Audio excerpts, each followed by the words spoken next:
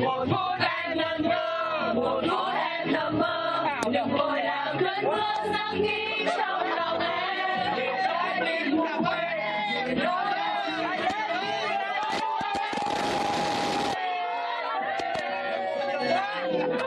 em bước trong ngày sau, tràn đời mình bên nhau đi nhé anh tình yêu. Chính em mà thôi, vì yêu anh quá rồi, sớm mai dành cho nhau tia nắng đầu tiên. Chào anh nhé.